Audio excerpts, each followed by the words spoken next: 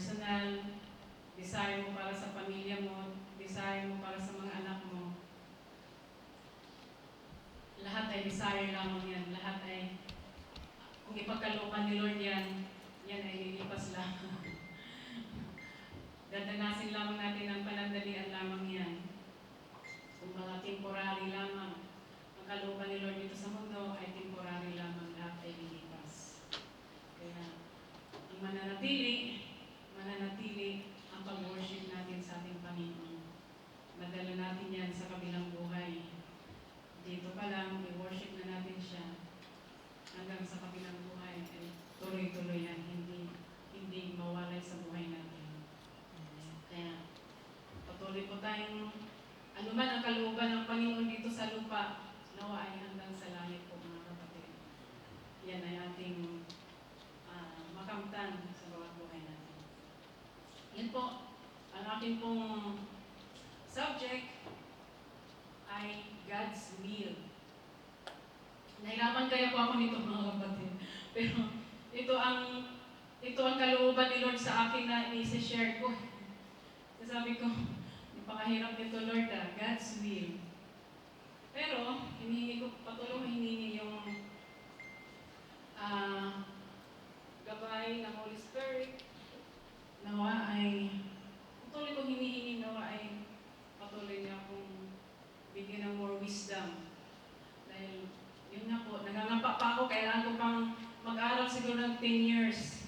Kahit na may proof na nag-graduate na ako, kahit na may proof na nakatoga na ako.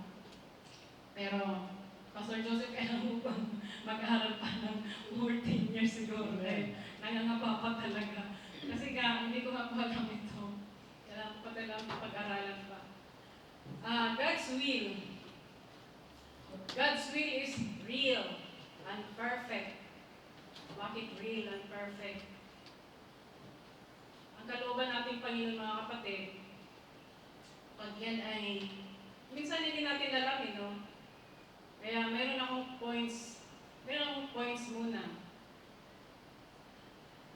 Ang aking points ay, una, find God's will.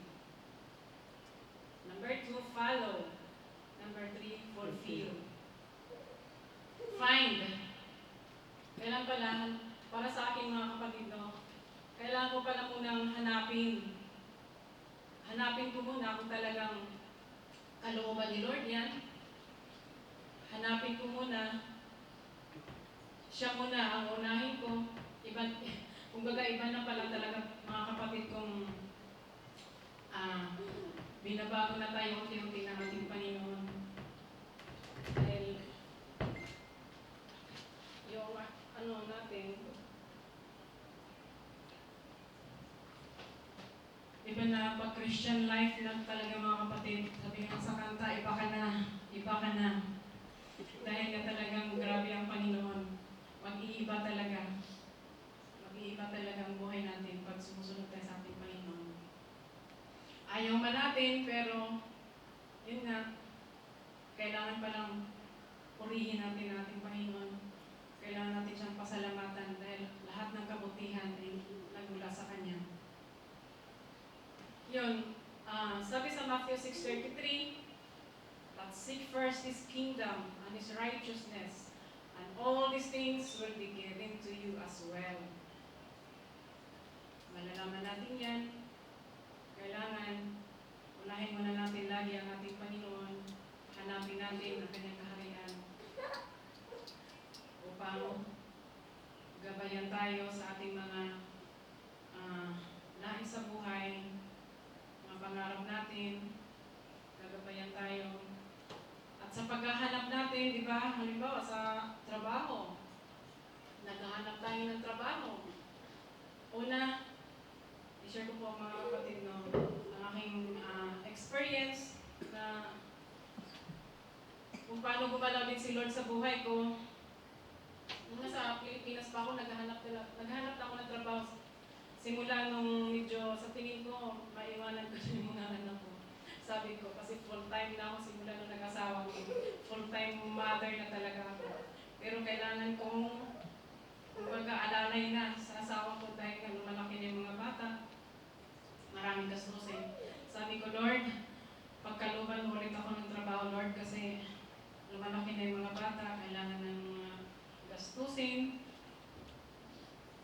daming bayarin. Kaya nananalangin ako, naalala ko, nagsulat din ako sa isang papel, nasabi ko doon, yun lang yung prayer ko eh. Lord, bigyan mo po ako muli ng trabaho. Gusto ko magtrabaho ulit. Siguro, hindi ko naman sinabi na dito sa Macau. Basta trabaho lang hiningi ko. Pero nung after 3 months, after 3 months yata yun, biglang may ginamit siyang tao na sabi, kung gusto ko daw, ako ang papalit sa kanya. Hindi rin ako nag-alinlangan dahil sabi ko, tama, naghanap din ako ng trabaho. Kaya, dito naman ako dinala sa Macau, malayo sa pamilya. Kaya, ibig sabihin, ang kalooban ng Panginoon, hindi perfect sa akin, pero para kay Lord, perfect yun. Kasi, ang kalooban na nating Panginoon, mahirap sundin. Para sarili lang natin ang susundin natin, napakahirap talaga. Yun nga ang panalangin ko, na sabi nga sa Matthew 7:8, ask and it will be given to you. Sa mga walang trabaho, patuloy lang kayong manalangin. At kahit na anuman, may trabaho ka naman, or anuman ang hinihingi mo sa ating Panginoon, patuloy lang po tayo manalangin mga kapatid. Itong verse sa Matthew 7:7, ask and it will be given to you. Ano man yung mga hinihingi natin, kagalingan, kung ano pa man. Seek and you will find, knock and the door will be open to you. For everyone who asks, receives. Those who seek, find. And those who knock, the door will be opened. Napakabuti talaga natin Panginoon mga kapatid. Kung talagang tingin natin sa Kanya, ibibigay niya. Kung baga nakalaan na ang Kanyang kalooban, tayo lamang ang hinihintay. Second point ko po ay follow.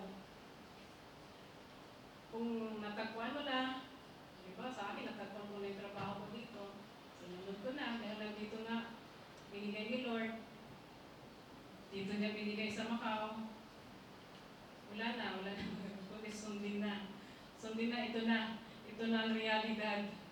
Pag nasa abroad pala, mahirap pa rin ang buhay.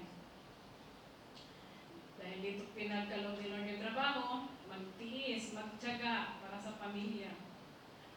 Sabi sa Ephesians 5:17, so then, do not be foolish. What's that? So then, do not be foolish, but understand what the will of the Lord is. Yung mga kapatid, patuloy ko pong hinihingi yung wisdom talaga. Ang manawaan ko, ano man ang kalooban ng Panginoon sa buhay ko. Patuloy na hiningin ko yung wisdom at kapayapaan. Dahil dito sa mundo nga, magulo ang buhay natin. Sa Proverbs 16:3, commit your works to the Lord and your plans will be established. Napakaganda talaga ng pangako ng ating Panginoon. Sa Romans, and we know, Romans 8:28, and we know that God causes all things to work together for good to those who love God, to those who are called according to His purpose. Thank you, Lord. Point 3 po mga kapatid ay fulfill. Ayun. Sabi sa Joshua 23:14, now I am about to go the way of all the earth. You know with all your heart and soul that not one of all the good promises the Lord your God gave you has failed. Thank you, Lord. Every promise has been fulfilled, not one has failed. Thank you, Lord. Talagang pangako na ating Panginoon mga kapatid. Hindi talaga nabi-failed sa kanyang mga promises. Patuloy lang tayong manalangin. Jeremiah 1:12, the Lord said to me, you have said correctly, for I am watching to see that my word is fulfilled. Yes, Lord. kapatid, ano nga po yung ating subject? Review lang tayo.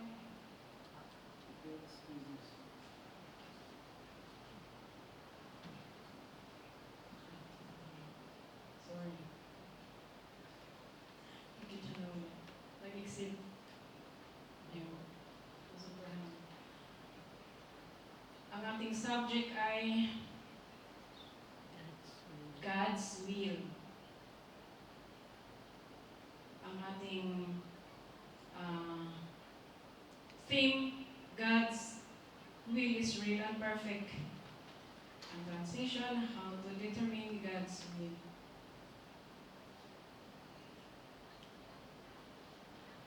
Ang napaaga ko mga kapatid, magmadali yata ako ngayon.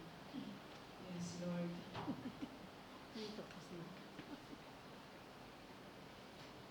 I-share ko lang po mga kapatid dahil nasa mga ano tayo, kalooban ng ating Panginoon. God's will is real and perfect. Di ba? Ang ibig kong sabihin, para sa buhay ko, ang kalooban ng ating Panginoon ay hindi madali, kaya ating paghihirapan, maraming pagtitiis, maraming problema, maraming struggles. Pero sabi nga sa sa 1 Thessalonians 5:16-18, rejoice always, pray continually, give thanks in all circumstances, for this is God's will for you in Christ Jesus.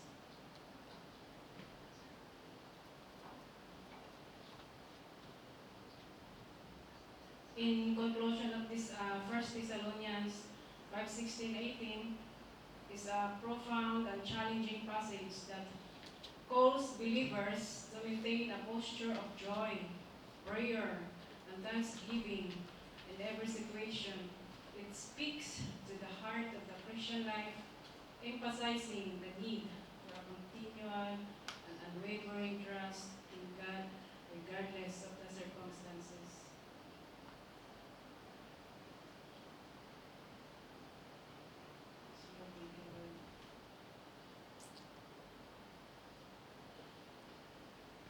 Dito rin po sa, balikan ko lang po yung passage natin sa John 17. The world and its desires pass away, but whoever does the will of God lives forever.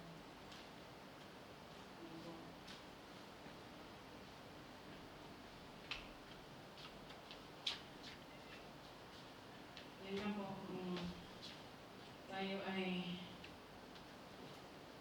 may mga desires, ano man ang ating mga pangarap sa mundo ito, yung ating mga pangarap na bahay, pangarap na sasakyan, lahat ay temporary lang po mga kapatid. Tatanggapin natin, alam naman natin yan. Tanggap na natin yan, na lahat tayong mga Christians, believers, alam na natin ang lahat ng bagay dito sa mundo ay temporary lamang. Kaya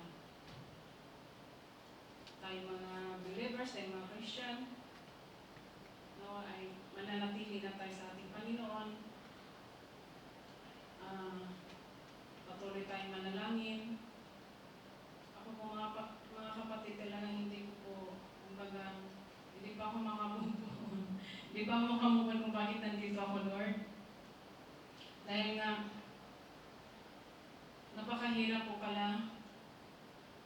Lalo na minsan, i-share ko po mga kapatid, minsan, yun bang gusto mong mag-aral, ng kanyang salita, tapos biglang naantok ka, tamad na tamad ka, tapos minsan pagdating sa Facebook, sa YouTube, mukhang may time ka, pagsasabihin reality talk po ito mga kapatid. Real talk lang po tayo. Pagsasabihin sa iyo na, schedule mo na, mag-ready kayo. Sige, ready. Putol-putol. Ito muna, first point muna. Sunod araw, ito naman. Pag-i-schedule talaga,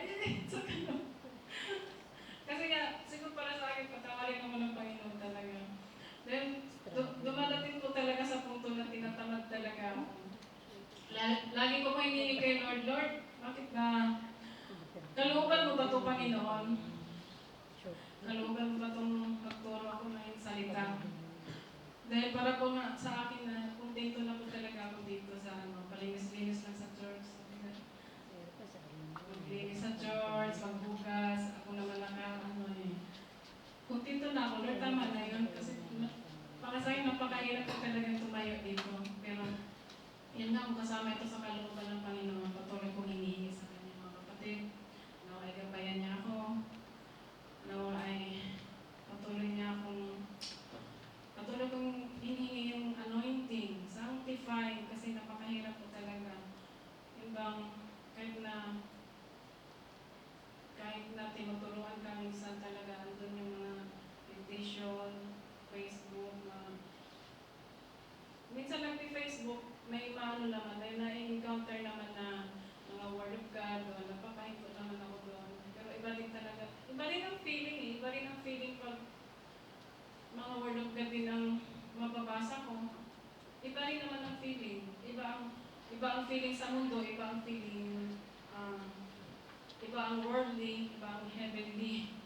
Kumbaga mas mabigat talaga ang mga calling na kakaiba na kailangan mo rin pag-aralan. Tutulungan ka naman ng Panginoon. Tutulungan ka naman niya kung hihingi yung gabay niya. Kaya, yun mga kapatid, katulad ngayon, alam ko kalooban ni Lord na tatayo ako dito ngayon. Bago po ako pumunta dito sa church, nag-struggle muna kami na alaga ko. Bigla siyang nasundo ko siya, biglang nagsabi, I don't want to go to church, auntie. Why? I want to play. I don't want to go to church. Mabuti na lang, dumating din si mami niya. Natulungan ako. Buti mami niya, supportive. Kaya salamat ako sa Panginoon. Dahil ando na rin yung support ni Madam sa akin sa paglingkod dito sa church, alam na niya. Yun, pasalamat ako sa Panginoon sa buhay ng aking amo. Dahil naunawaan na niya yung aking gawain dito sa church. Minsan yung aking alaga na ginagamit lang ng kaaway minsan. Kaya mga kapatid, ang aking pong subject ay God's will. Ang theme, God's will is real and perfect. Ay maunawaan natin yung mga kapatid. It's real and perfect. Para bang buhay sa abroad na nung nasa Pinas ka pa, gusto mo mag-abroad. Yes, mag-abroad ako. Yung iba yung na-encounter ko. Mag-abroad na talaga ako. Saan kami siguro sa abroad. Nung nandito na sa abroad, expectation daw versus reality na. Iba yung ini-expect nila na siguro ang sarap ng buhay sa abroad, ang sarap ng buhay sa abroad. Nung pinagkalooban na ni Lord, ng trabaho dito sa abroad, ayan na, nagreklamo na, hirap pala, Lord. Napakahirap pala, homesick is real. Napakahirap pala. Kaya, ibig sabihin mga kapatid, pag pinagkalooban ka ng Panginoon, ano na yung hinihiling mo, pagdadaanan mo na yan ng kahirapan. Hindi madali. Kung may trabaho ka na, magtitiis ka araw-araw. Araw-araw po na yung daily routine. Sige, hanggang sa masanay ka naman Sundin mo na yung daily routine mo. Sanayan lang yan. Sundin mo na. Hanggang sa kasama prayer, kasi kung susuko ka talaga, hindi ka mag-fulfill, hindi ka magsasucceed dahil nga ang ating successful life, dadaan ka muna ng failures dyan. Walang victory kung walang failures, mga kapatid. Kailangan talaga failures muna ang pagdadaanan. Madadapa ka muna ng ilang beses dyan. Maghihirap ka muna bago victory. Katulad ng ating nakikita sa ating Panginoon. Kaya mga kapatid, naunawaan nyo ang aking Word of God ngayon, naway may sa buhay natin ito. Nananalangin ako sa Panginoon. Naway patuloy tayong bigyan ng more wisdom sa mga tatayo. Patuloy natin hingin ang gabay natin, Panginoon. Sanctify, anointing. Dahil napakahirap po talaga mga kapatid ang tumayo dito, mag-deliver ng kanyang salita. Dahil nasa mundo tayo hindi tayo trouble free. Talagang nasa gitna tayo, yung ating faith, ang ipaglalaban natin. Kailangan na ang ating Panginoon sa ating pakipaglaban dito sa mundo ito. Ito mga kapatid, I am now about to end my God message to us today, brothers and sisters. It is my wishes and prayer to the Lord our God, who gave this message to us, that may we leave our gathering filled with this message today. May the love of God and peace be with us all. Ulitin ko lang po ang ating subject ay God's will. Theme, God's will is real and perfect. Remember this always. May the Holy Spirit remind us in our daily life. This message will surely bless us, bless our family, bless our health and our finances, bless our businesses, bless our works and our employers. Brothers and sisters, we'll turn to God, repent, because the salvation is come. In Jesus' mighty name, amen. To God be all the glory.